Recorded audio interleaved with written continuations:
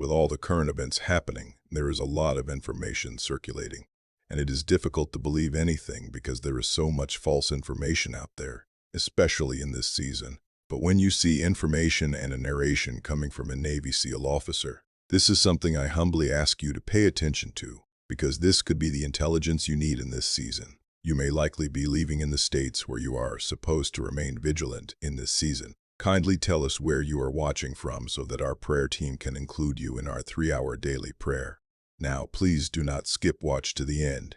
I will begin sharing today's experience. My name is Vincent Fredenland. I am a lieutenant in the United States Navy SEALs. I have served my country for over 12 years.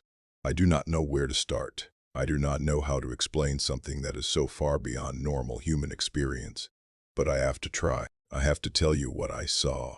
Because if I do not tell you, then I am not doing what I was commanded to do. And that command came from a place that is higher than anything I have ever known. Let me be clear about something first. I am not a religious man. I was raised in a Christian home, yes, but as I got older, I drifted away from faith. I was too busy with my career. I was focused on being strong, on being tough, on being the best soldier I could be. I did not have time for what I thought was old-fashioned religion. I believed in what I could see and touch and understand. I believed in science and reason and logic. That is what the Navy taught me. That is what my training required. But on March 19, 2026, everything I thought I knew was torn away from me. Everything. I know what you are thinking. You are thinking that this is a story. You are thinking that this is a conspiracy theory, or a hallucination, or the words of someone who has lost his mind. You are thinking that you should not believe me. You are thinking that there is no way that any of this could be real. That is why I am making the unusual decision to openly share my identity. I am not hiding behind a false name. I am not protecting myself by being anonymous. I am putting my real name, my real rank, my real service record out there for anyone to verify. If you doubt my testimony, you can look me up. You can verify that I am a real person. You can check my military record.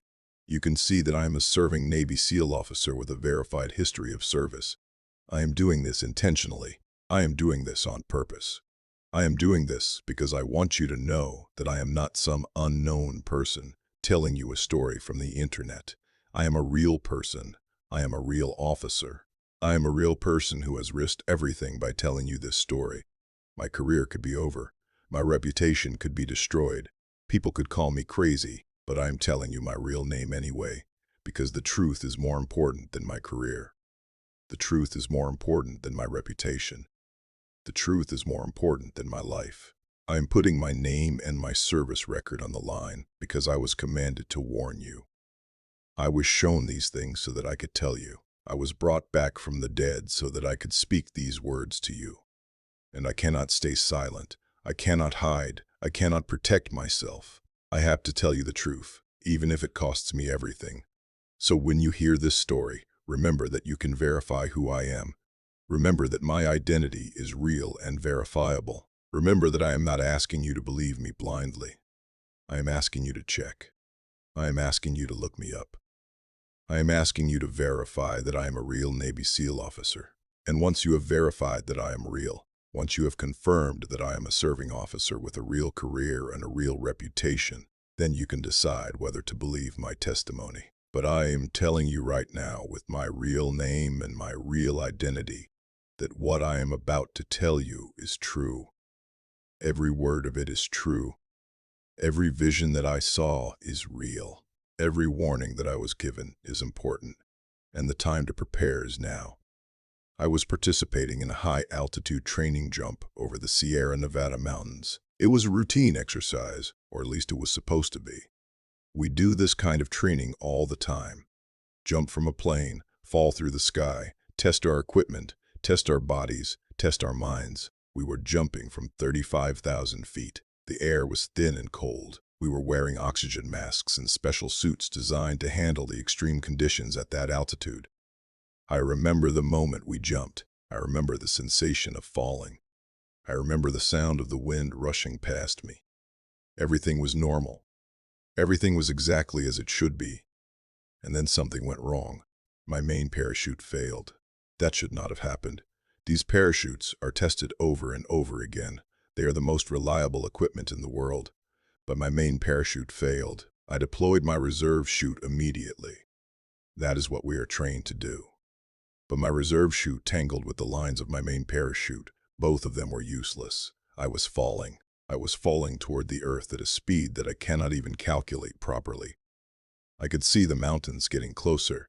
I could see the trees and the rocks. I knew what was about to happen. I knew that I was going to die. The impact came.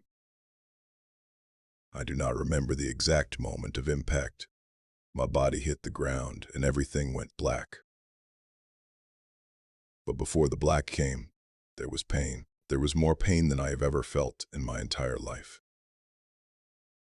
I felt my bones breaking. I felt the air being knocked out of my lungs. I felt myself breaking apart, coming apart like a machine being torn to pieces. When I was found by the rescue team, I was not breathing. My heart was not beating. I was clinically dead. The rescue team performed emergency procedures. They brought me back. They told me later that I was dead for 21 minutes. 21 minutes that I was not here, that I was not in this world, but I was somewhere. I was completely and totally somewhere else. I did not experience the darkness that people talk about. I did not experience the tunnel or the light at the end of a tunnel. I did not experience nothing. That is what makes this so difficult to explain. I was not in some vague, unclear place. I was in a real place. I was standing in a real landscape. I could see, I could feel, I could sense, I could understand, but I was not in the world that I knew. The transition happened instantly. One moment I was falling, and the next moment I was standing still. One moment I was in pain and dying, and the next moment I was completely alive, completely aware, completely conscious. It was like waking up from a sleep, but more real than waking up has ever been. The first thing I noticed was the light. It was not the light of the sun, or the light of electricity, or any kind of light that I had ever seen before. It was a light that seemed to come from everywhere and nowhere at the same time. It was golden and silver and white. It was warm. It was soft. But it was also bright enough to see everything clearly. There were no shadows. Everything was visible. Everything was clear. And then I became aware of where I was. I was standing in a place that was like a farm. I had never really spent time on a farm in my life. I grew up in a city.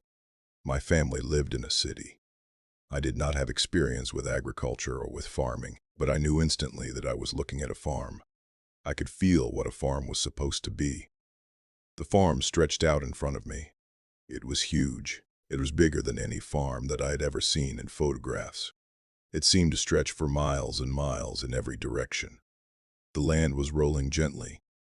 The soil was dark and rich. It looked like the most fertile soil in the world. It looked like soil that could grow anything, that could produce anything, that could feed multitudes of people. And the crops on this farm were mature. They were ready for harvest. They were golden. They were heavy with grain. The wheat, or the barley, or whatever it was that was growing there, it was ripe and full and complete. It was the perfect crop. It was what a farmer dreams of. It was abundance. But even though the scene was beautiful and peaceful, I could feel something underneath the beauty. I could feel that something was not right. There was an undercurrent of something dark. There was something that was wrong about this scene, even though everything looked perfect on the surface. And then I saw them. The bulls appeared at the edge of the farm. There were 4 of them, and they were not like any bulls that I had ever seen. They were massive. They were impossibly large. Each one stood maybe 15 or 20 feet tall. Their shoulders were as wide as a car. Their horns were long and sharp and dangerous. They looked like they could destroy anything that stood in their way. But what was most striking about these bulls was that each one was painted. They were painted with colors and symbols and designs.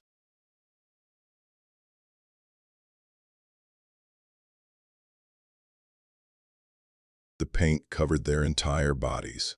I could see the colors clearly in the golden light, and as soon as I saw them, I knew what they meant.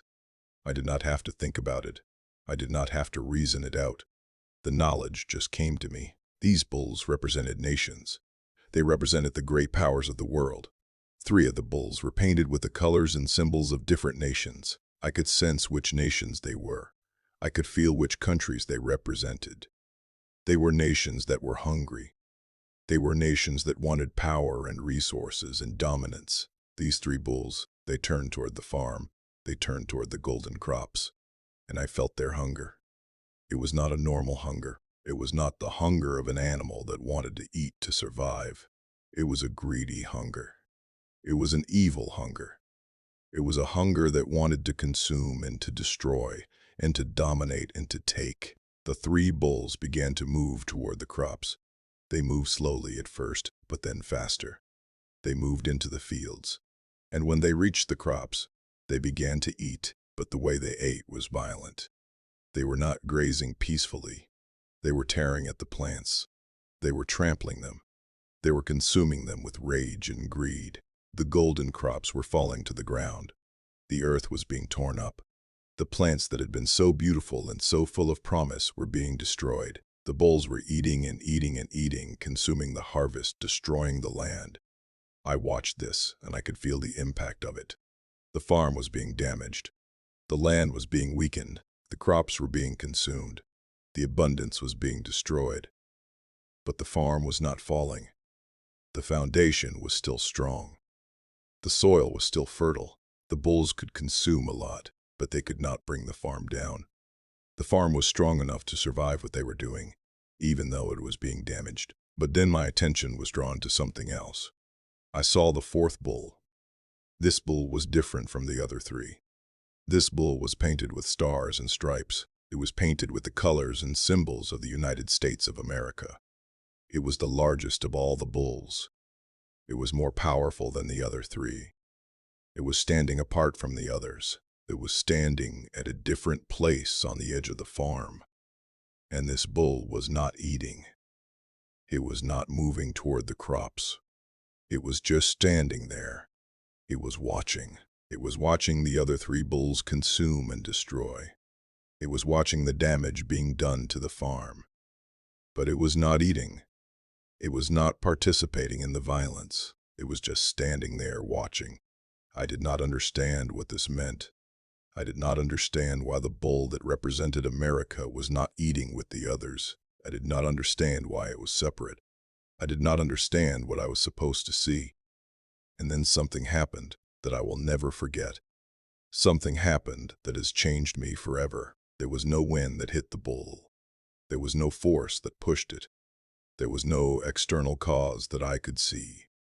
The bull that represented America just began to shudder. It was like a wave of weakness moved through its body from the inside. It was like something inside of the bull was breaking down. The bull's legs began to bend. Its knees began to buckle. The powerful animal, the largest of all the bulls, began to collapse. It fell to the ground. It fell like a tree that had been cut down. It fell like a building that had been demolished. It hit the ground with a sound like thunder, a sound that echoed across the farm. The bull was lying on the ground. It was not moving. It was not breathing. It was completely still. It was dead. The colors, the stars and stripes that had been painted on its body, they seemed to fade into the dark soil. The bull that represented America, the bull that had been the strongest and the most powerful, was now lying dead on the ground. I felt cold. I felt afraid. I felt a dread that I cannot even describe. This bull represented my country. This bull represented the nation that I had sworn to protect with my life. And it had fallen. It had collapsed from within. It had died. And I did not understand why. I did not understand what this meant. I did not understand what was happening. I was staring at the dead bull. I was trying to make sense of what I was seeing. I was trying to understand what this vision meant. And then the light changed. The light became brighter. It became more intense. But it was not harsh or blinding. It was pure. It was the purest light I have ever felt. It was a light that seemed to be alive. It was a light that had intelligence and purpose and power. It was a light that was filled with knowledge and authority and love. And I knew that he was there. I knew without any doubt that someone was there with me. I turned around and I saw him. I saw Jesus Christ standing in front of me. There is no other way for me to describe it. There is no question in my mind about who he was. I did not see him the way that I normally see things with my eyes, but I knew him. I recognized him with a part of my mind that goes deeper than physical sight. I recognized him with my entire being. He was standing in the light. The light seemed to radiate from him. Or maybe he was standing in the light and the light was coming from somewhere else. I could not tell the difference, but he was there. He was real.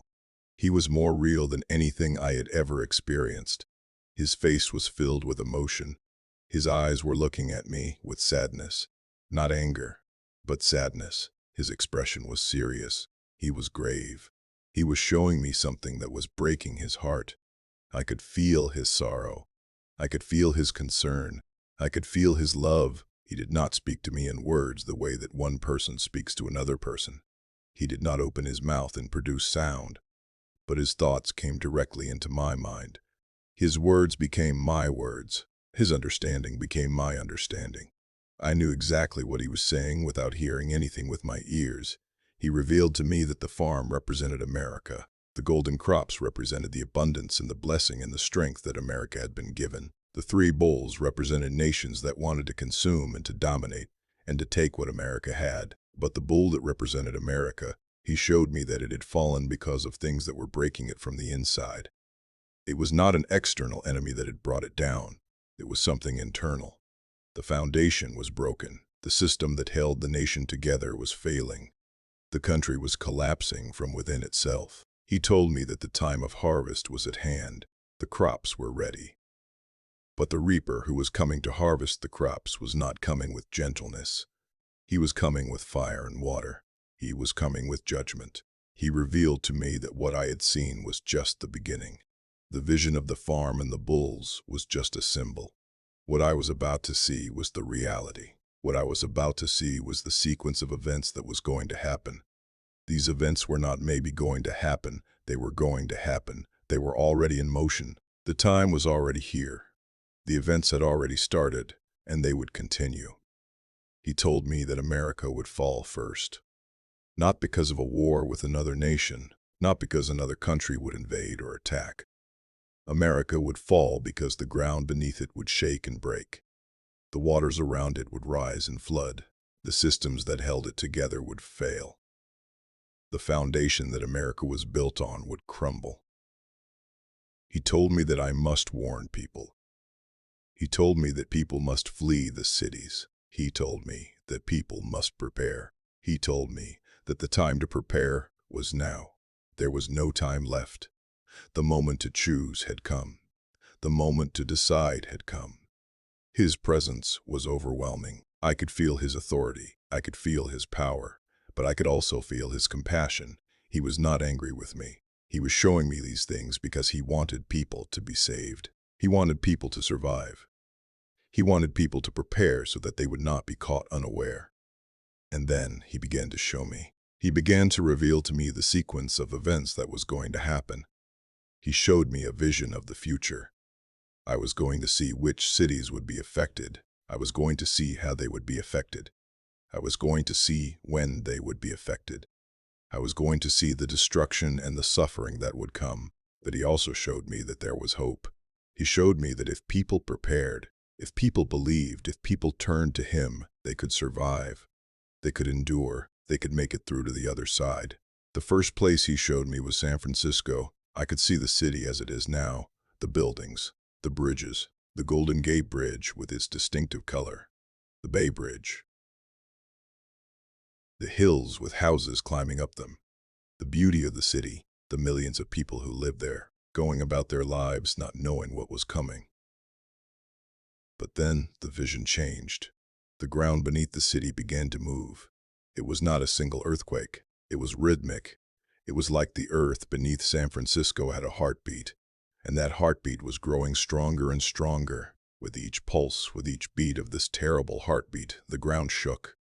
The buildings swayed. The people in the streets looked up in confusion.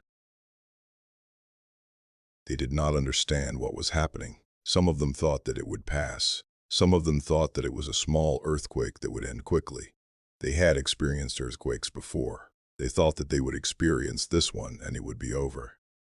But it was not like that. With each heartbeat, with each pulse, something worse happened. The solid earth, the ground the people stood on every day, the ground that seemed permanent and unchanging, it began to turn to liquid. I do not have better words to describe it. The earth became like water. It became like mud. The solid became liquid. The buildings were sinking.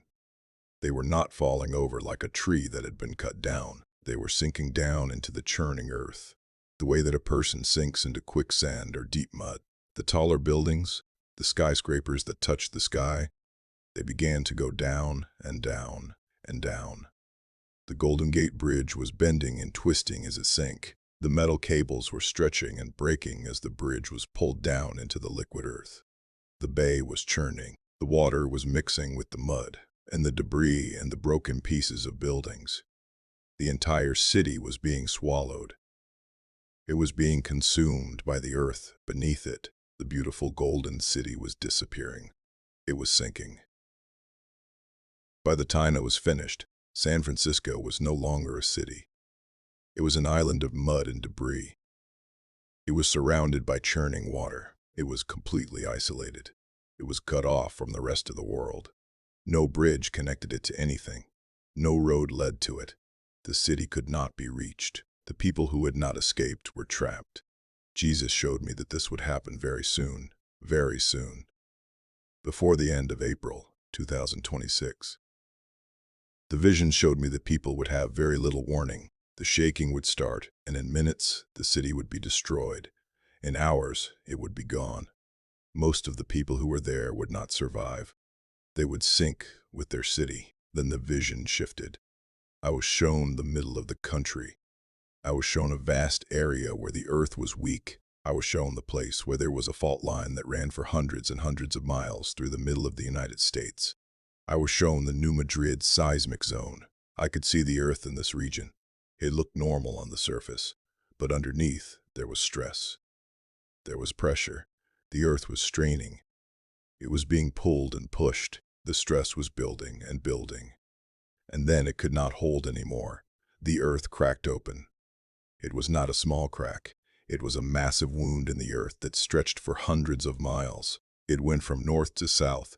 The ground on one side of the crack was different from the ground on the other side. The earth had torn apart. The Mississippi River, that great river that flows through the middle of the United States, that river that has been there for millions of years, that river that people have relied on for trade and transportation and life itself, it did something impossible. It reversed. It began to flow backwards. It began to flow northward instead of southward. It became a torrent of muddy water. It roared up the crack in the earth like a dam had been broken and all the water was rushing out. It created a huge chasm, a canyon that divided the United States into two pieces. On one side was the east. On the other side was the west. The river flowed northward between them, and it was impossible to cross. The cities that were on the fault line, the cities that were near this tremendous crack in the earth, they did not survive. They were destroyed. The ground shook so hard and so long that nothing could stand. The buildings came down. The infrastructure collapsed. The cities were reduced to rubble. Memphis and other cities along the Mississippi, they were flattened. They became piles of broken concrete and broken steel and broken lives. Jesus showed me that this event would trap people. It would cut off the eastern part of the country from the western part. It would be like two countries instead of one. Trade would stop. People would not be able to move between the two sides. The nation would be divided. I understood that this would happen in April, maybe a week or two after San Francisco. The events were coming in a sequence. Each disaster would follow another. Each one would make things worse. Each one would make the situation more desperate. Each one would make it harder for people to survive. Then the vision moved to the Pacific Northwest. I was shown Seattle and the coastline that stretches from there all the way down to Northern California. I was shown the place where the earth and the ocean meet. I was shown the Cascadia subduction zone. This is a place where the earth is weak. This is a place where the crust of the earth is thin. This is a place where an enormous earthquake could happen. And then it did happen. I saw an earthquake that was so powerful that it was almost beyond my ability to understand it. It was a 9.2 magnitude. The ground shook so violently that the land itself moved. The coastline, the boundary between land and ocean, had dropped. It dropped several feet all at once. And then I saw the water. I saw the ocean rising up. But it was not a wave the way that people usually think of waves. It was not a wall of water that crashed down. It was more like the ocean had decided to leave its place and move inland. It was like a mountain of water. It was moving slowly but with an unstoppable force toward the land and the cities. I watched as this mountain of water moved into the land. It was so powerful that nothing could stop it. The ports were destroyed. The cities were destroyed. The forests were destroyed. Everything that was in its path was erased. The water moved inland for miles and miles. It went up rivers and through valleys and over hills. It seemed to go everywhere. It seemed to touch everything. Jesus showed me that Seattle would be hit first. The city would shake from the earthquake, and then the water would come. The people would feel the shaking and think that the earthquake was the disaster. But then the water would come, and they would realize that something much worse was happening. Most people would not survive. The water would reach inland so far that it would affect places that seemed safe. It would reach into the interior. It would go up the Columbia River and the other rivers. It would destroy everything. Then the vision moved south, down the coast to California. I was shown Los Angeles. I saw a city that was trapped between the mountains and the ocean. I saw millions of people living there, going about their lives, working in their jobs, raising their children, not knowing that something terrible was coming. And then I saw earthquakes. Not one earthquake, but a sequence. 3 massive earthquakes, one after another. Each one was powerful. Each one was devastating. But they targeted different parts of the city and different fault lines. The first earthquake shattered the buildings, the structures that people lived in, the buildings that people worked in. They came down. The tall buildings that had been standing for decades suddenly collapsed to the ground. The people inside were trapped under the rubble. The streets were filled with dust and broken concrete and broken glass. I could feel the fear. I could feel the confusion. People did not understand what was happening. They thought that it was an earthquake and that it would end. But it would not end. But the city could have recovered from that first earthquake. The people could have worked together. They could have rescued people from the rubble. They could have rebuilt. But then the second earthquake came.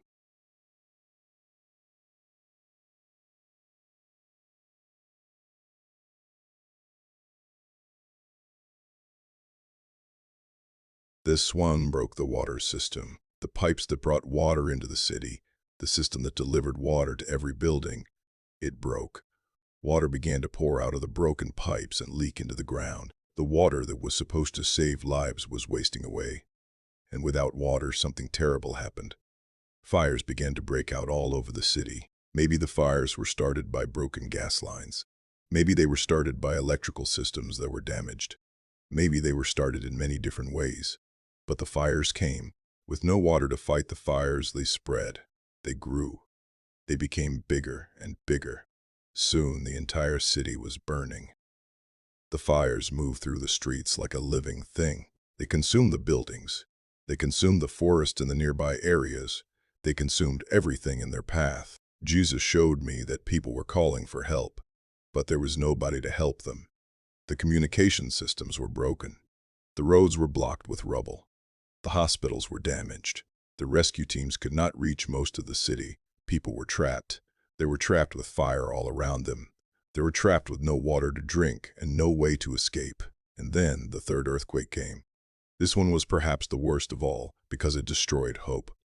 This earthquake destroyed the last roads and the last bridges and the last bridges and the last ways out of the city.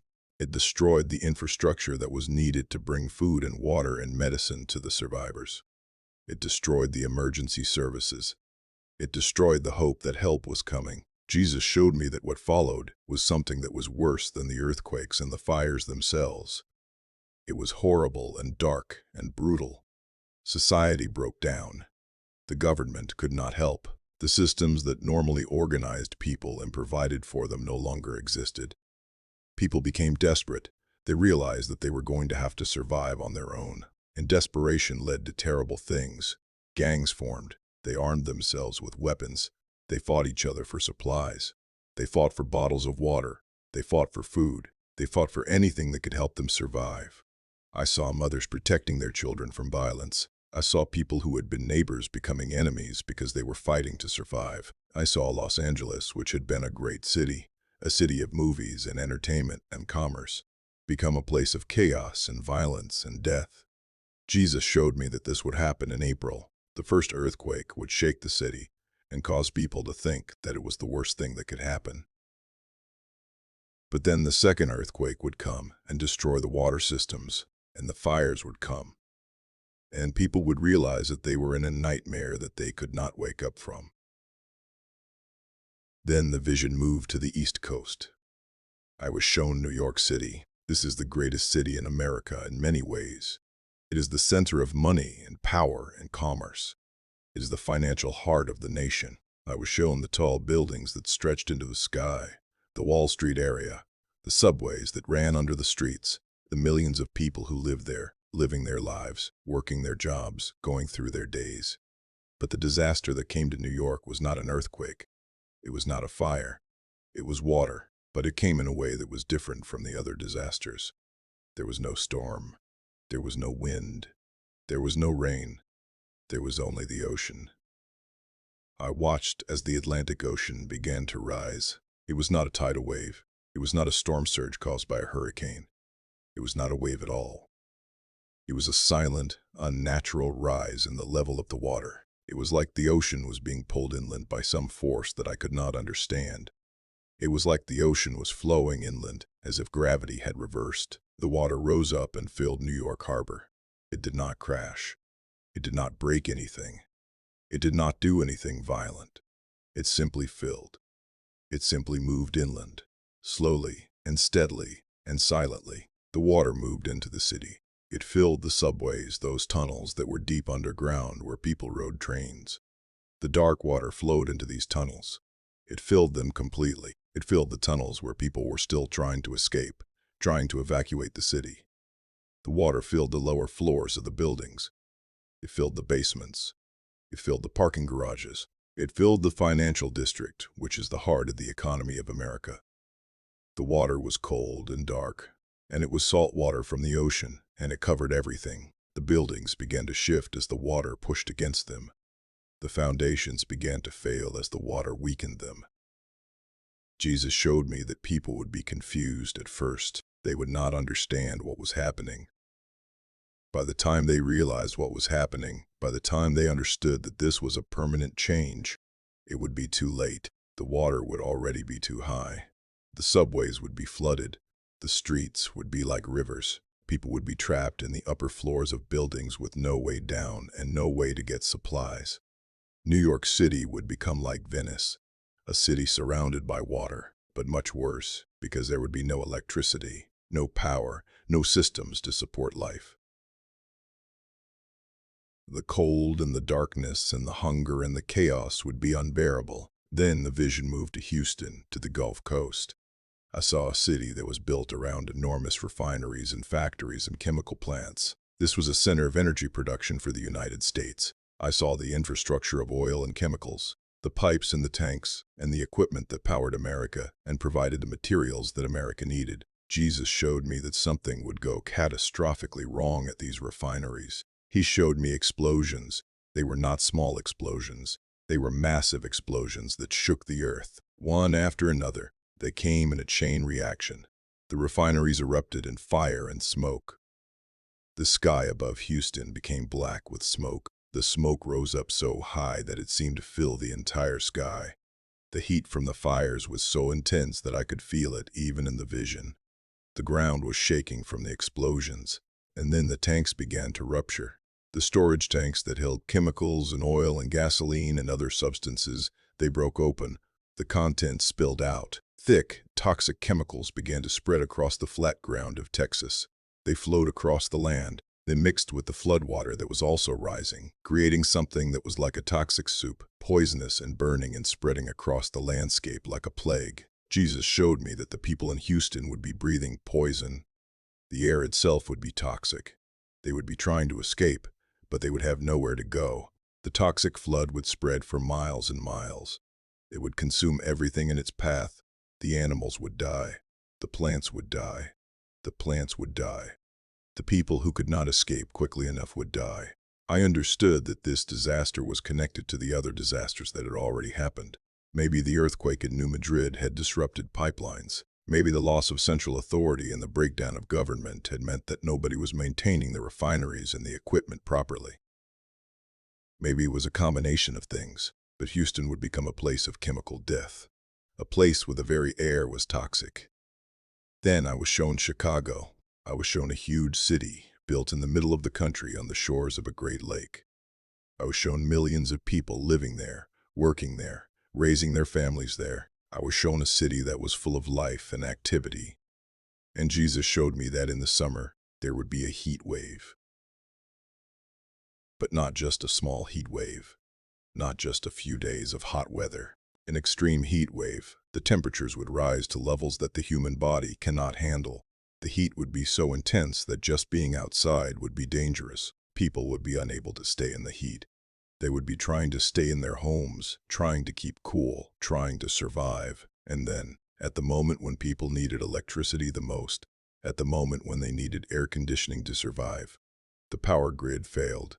Not in one part of the city, not in one neighborhood, not gradually, neighborhood by neighborhood, but everywhere, all at once.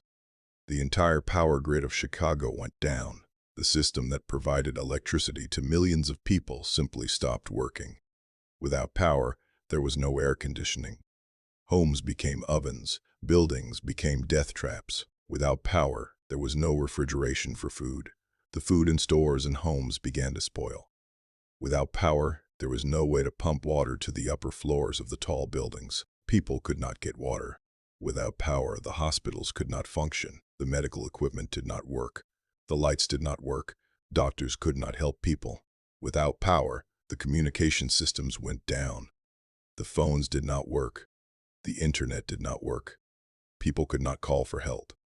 They could not find out what was happening. They could not know if help was coming. Without power, the traffic lights went down. The roads became chaos. Cars collided. Emergency vehicles could not get through. Everything stopped. The entire city, a city that depended completely on electricity, a city that could not function without it, suddenly had no electricity at all. Jesus showed me that what followed was chaos beyond anything that I can describe. The city had millions of people, and they were all trapped in extreme heat, with no power, no water, no way to communicate, no way to get help. The supply trucks that normally brought food and water to the city could not get through the city because the roads were blocked and the traffic lights were not working. Food and water that people desperately needed could not reach them. People were dying from heat stroke. I saw people trying to find shelter, trying to find places that were cool enough to survive. I saw people breaking into stores looking for water and food.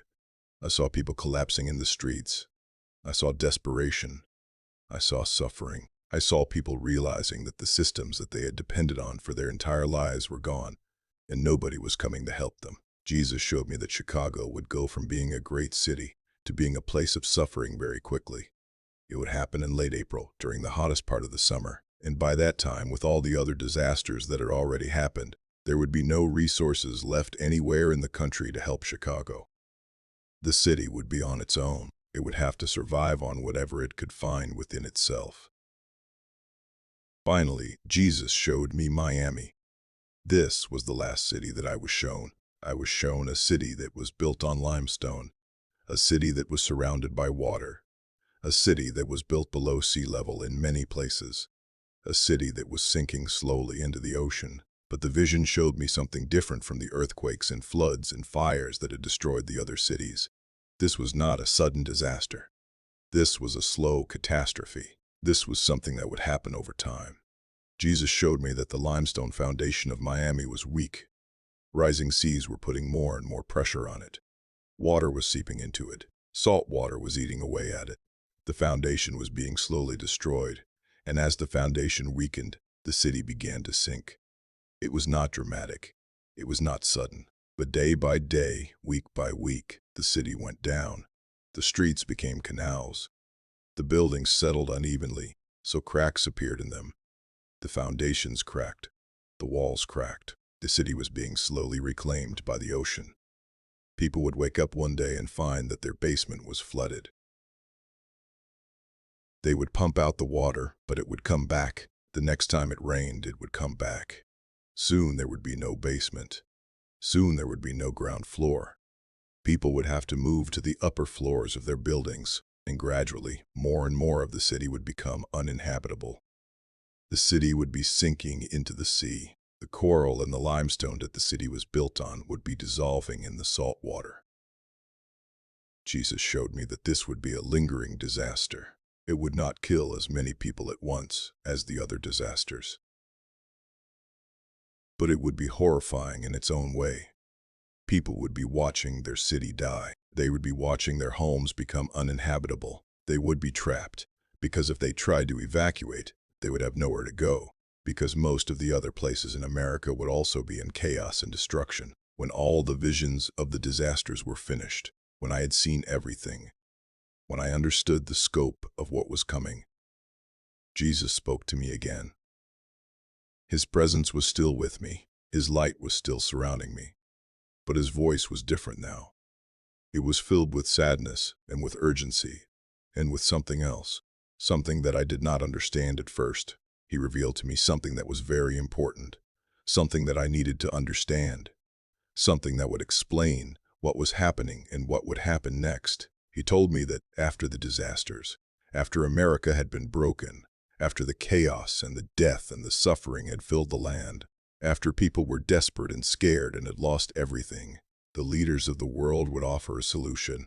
They would come forward and they would say that they had a way to fix things. They would say that they had a way to make things safe and organized and functional again. They would say that they had developed a system, a way to control food and water and shelter and medicine. Everyone would need to be part of this system to survive. If you wanted to eat, you would have to be part of it. If you wanted to drink, you would have to be part of it. If you wanted shelter and medicine, you would have to be part of it. Jesus called this a mark. He told me that this system would be either digital or biometric. It would use technology to track and control. It would tie together all the things that people needed to survive. Jesus told me that this system would be a yoke of bondage. It would be a spiritual trap from which there would be no return. It would appear to be a solution to the chaos, but it would actually be a prison.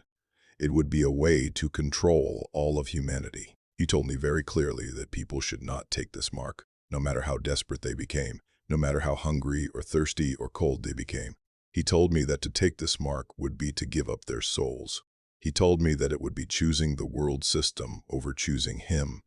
Instead, Jesus told me to tell people to depend on him. He told me to tell people to prepare their hearts.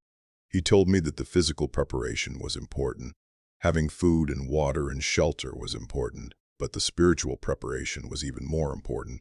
Having faith and trust and a relationship with God was more important than anything physical. And then he showed me something that gave me hope in the midst of all this darkness. He showed me a map of the United States, and there were 5 states that were illuminated with a soft golden light. These were places where people could survive. These were places of refuge. These were places where God would protect his people. The first place he showed me was Montana. It is a large state in the north, and it has mountains and forests and vast open land where people could grow food and live. He showed me that Montana would be spared the worst of the initial catastrophes. The earthquakes would be far away. The water would not reach there. The heat waves would not be as extreme. Montana would be a place where people could survive and rebuild. The second place was Wyoming, another large state with high altitude and open land, and places where people could build communities and farms and live and survive. The mountains would protect it. The distance would protect it. The third place was Utah, a state in the interior of the country, also with mountains and high altitude, a state with a strong community of believers, a state where people had already prepared and where they could help others who came to them for refuge. The fourth place was Alaska, the largest state, far away from the coasts where the water would rise and where the tsunamis would reach. A place that was remote but survivable, a place where people could go and be far away from the chaos.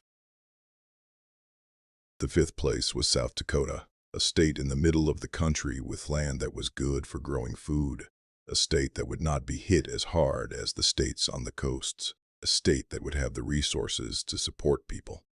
Jesus told me that these 5 states were not perfect. They were not going to be untouched by the disasters, but they would be spared the worst of the initial calamities. They would be places where people could rebuild. They would be places where survivors could come together and create new communities based on faith and on helping each other. Jesus told me that I must command people to prepare. He told me not just to prepare their houses and their food and their water, but to prepare their hearts. He told me that the time to choose was now. Right now. Not tomorrow. Not next week. Now. People needed to make a decision about what they would serve. Would they serve the system that the world would offer? Would they serve the mark that the leaders would create? Or would they serve God? He told me that if people decided to follow him, they needed to prepare themselves for hardship. They needed to prepare themselves for suffering. But they also needed to know that he would be with them. He told me that those who endured would be saved. He told me that death would not be the end. He told me that there was hope beyond the suffering. Jesus showed me how people should prepare. He told me that they should get heirloom seeds, seeds of plants that had been preserved for generations, seeds that people could use to grow their own food. He told me that they should have water filtration systems that did not depend on a power grid or a central system controlled by the government. He told me that they should have ways to communicate that were not digital, because digital systems could be shut down or controlled by those in power. But most importantly, he told me that people should prepare their hearts. They should study the Bible. They should pray. They should build relationships with people who believed in the same God. They should create communities that could support each other spiritually and physically. They should learn to trust God instead of trusting systems and governments and institutions. And then the vision changed. The light began to fade. The presence of Jesus began to withdraw. I could feel it happening. I could feel myself being pulled back. I could feel the connection to that other place beginning to break. And then I was back. I was back in my body. The pain hit me immediately. I felt the cold of the metal equipment. I felt the tubes that had been put into my body. I felt the monitors attached to my skin.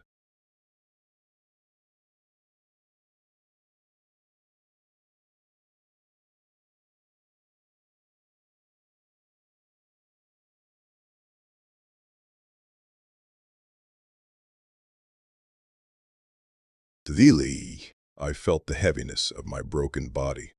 I was alive. I was breathing. My heart was beating. The rescue team had brought me back. I was alive. But everything had changed. I was not the same person anymore. The person who had jumped out of the plane that morning was gone. I was someone new. I had been to another place. I had seen things that cannot be unseen. I had met Jesus. I had been shown the future. I started to cry. The tears came from deep inside me. The nurses were there, and they were holding me, and they were asking me if I was okay, if I was in pain, if I needed more medication. I could not speak at first. I could not explain what had happened to me. They thought maybe I was having a reaction to the medications or the trauma of the accident and the emergency procedures. But I knew what had happened. I knew that I had been to another place. I knew that I had seen Jesus. I knew that he had shown me real things, real events that were going to happen. And I knew that I had been given a command. I had been told to warn people. I had been told to tell them to prepare. I had been given a responsibility that I could not ignore. I am Vincent Fredenland. I am a Navy SEAL officer. I am trained to follow orders. And the greatest order I have ever received came from Jesus Christ himself. And that order was to warn you. That order was to tell you what I have seen. That order was to tell you to prepare. The ground is trembling. The clock has run out. The time to choose is now.